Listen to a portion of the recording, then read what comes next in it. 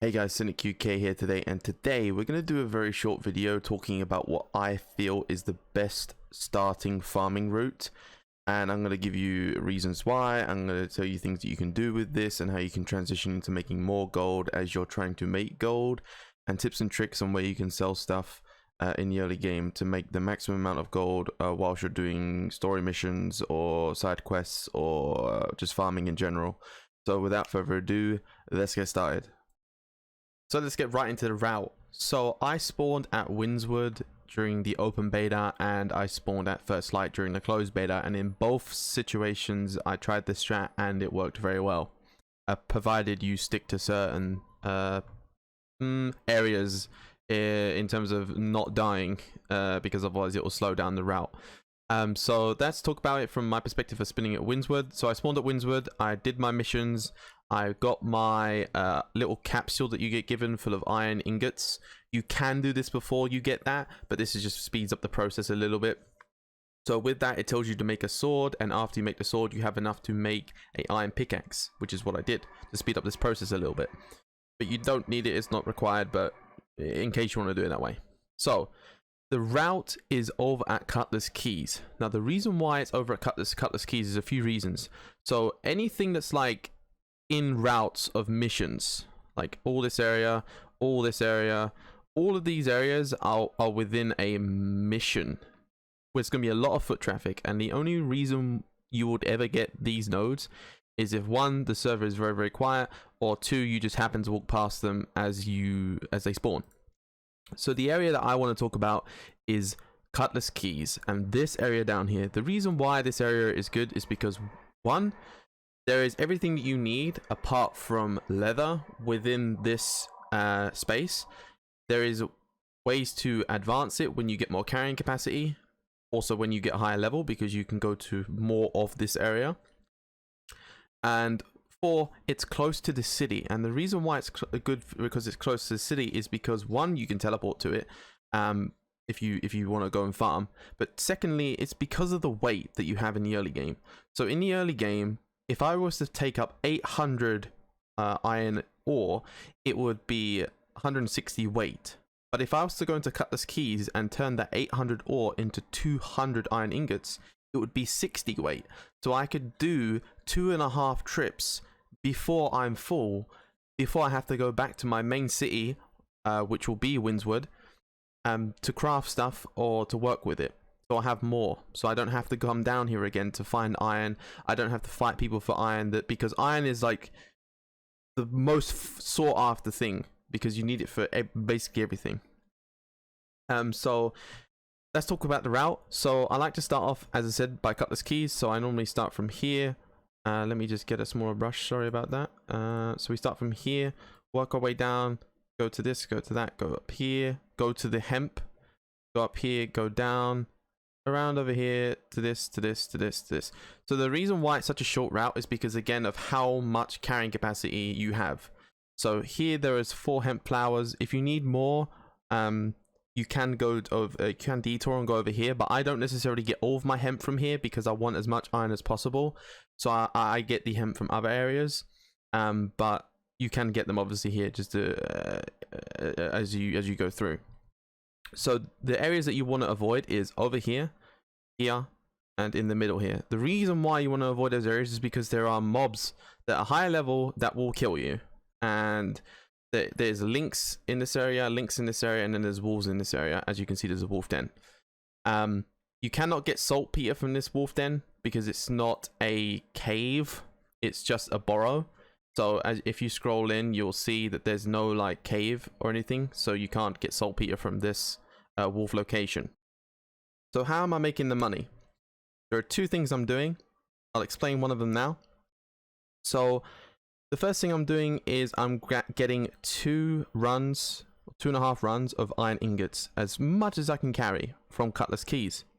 And then I'm going straight to Windswood. Regardless if Windswood is my starter town or not, I'm going straight to Windswood. You might want to be careful around this like river area, as there are lots of wolves and you can get killed by them. But if you die in this area, you should be close enough to Windswood to just spawn at Windswood. But actually, I think they changed it, so you need to be at the settlement now beforehand, but I could be wrong. But regardless, I will drop off my iron ingots at Windswood, and then I would go out and get the rest of the recipe I need for gunpowder. So gunpowder, salt. You need saltpeter, which spawns in caves. So there's a cave here you can use. For example, it's on like a 10 to 15 minute respawn timer. There are other caves around. There's also a cave over here that you can use, and there's also other caves around the map. I'll leave a link in the description for this map. But the things you need to be considerate of is when you're looking for caves, don't fall for this. Like, there's a cave icon here, right, with the wolf, which you think, oh, there's a cave over here, but there isn't. There is no saltpeter over in this area. You have to be very wary about looking at the map and checking to make sure that they have a cave entrance. Like, for example, over here, there's a cave. You can see the wolves spawn inside the cave, or bears or lynxes, and yeah, you can get saltpeter from there. So once I have all the ingredients I need to make gunpowder, which you need flint, charcoal, and saltpeter, and then for the bullets themselves you need linen, the iron ingots, and then obviously the gunpowder. So one run of iron ingots can make 2,700 bullets if you have enough gunpowder. So doing that math, you can split around 1,800, 2,000 bullets between Monarchs, Windswood, and Everfall.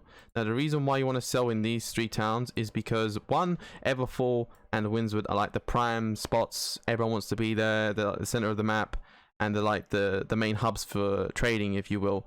And the reason why you want to sell at Monarchs early game is because there are a lot of early game missions around this area, and a lot of people kind of like detour, go inside the town, see what's in there, check in and stuff like that, so in case they die, and they might check the market and buy some stuff. Or most people will, obviously, that spawn at Monarchs will stay at Monarchs for a while, and most people are not really going to be farming bullets and obviously selling them.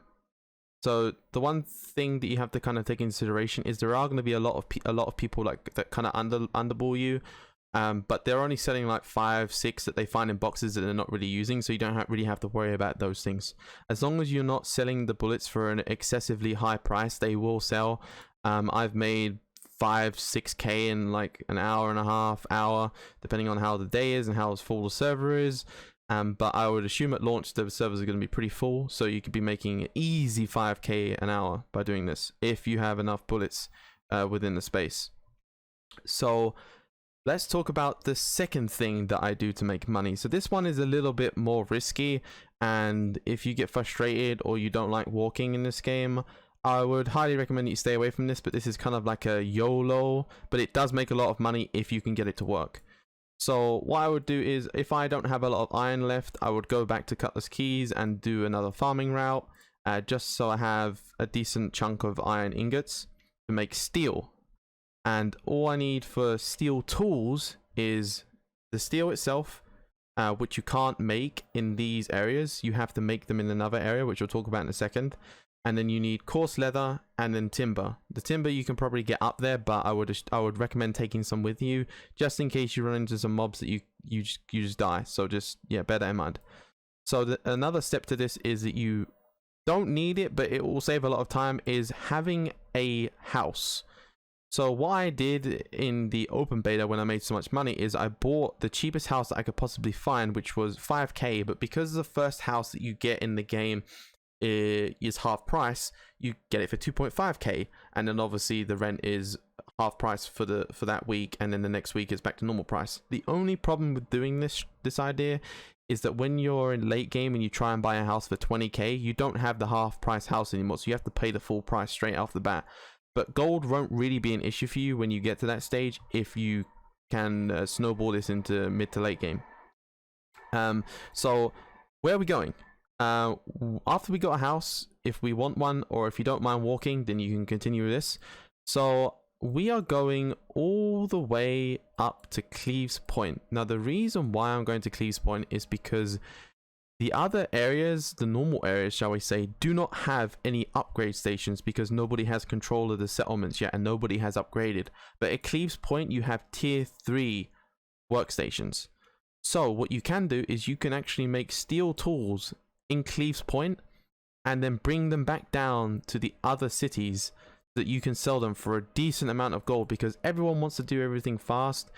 people don't want to farm for hours on end just using flint tools or iron tools. Like the speed increase from flint to steel is insane. So in my opinion, it's worth doing this if you don't mind taking the risk and trying to avoid enemies. I will say there are a lot of range enemies on this route that you kind of have to stay away from because they will one-shot you. But for the most part, if you can stay away from them, it's a relatively easy just, you know, running and dodging and stuff like that. If you have any movement abilities, obviously take that as well, like hatchet and stuff like that. So I would make as many steel tools as possible. Obviously just do a variation so you have different things, and then I would sell them at Everfall or Windswood, because that's where people in Monarchs are not really going to be looking to buy that sort of stuff, and Everfall and Windswood are, like, as I said, the prime areas for trading, because if they don't sell today, they'll probably sell tomorrow, because not many people are going to have steel tools for a while, unless obviously they're doing the same idea. But yeah, that's really all that I really do to make my early game money. As I said, I made like 10k in the first like 3 or 4 hours doing this. You probably could make more, but I didn't really go all in on this because I wanted just to try it, and I wanted to like save it all for like the launch sort of stuff, so I can keep snowballing it. And obviously you can snowball this into other later game ones. You can snowball it into star metal tools, you can snowball it into steel cartridges, etc, etc. You can do it with consumables. Any consumable is really good to do this with. You just need to, you know, think about the things that you're using on the daily, on every mission, and then think of it, okay, so these are consumables, I use them all the time, someone else might use them all the time, so that might be a good idea. But anyways, I hope this helped you, and hope to see you guys on launch day. And without being said, see you later, my dudes.